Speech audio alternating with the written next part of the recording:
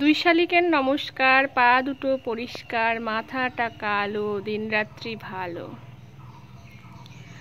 যারা যারা সকাল সকাল দুই শালিক দেখতে চাও অথচ দেখতে পাও না, তারা আমার ভিডিওতে দেখে নাও আর জলদি জলদি আমার চ্যানেলটিকে সাবস্ক্রাইব করে পাশে থাকা বেল আইকনটি ক্লিক করে দাও। তোমাদের দিনটা যে খুব ভালো যাবে।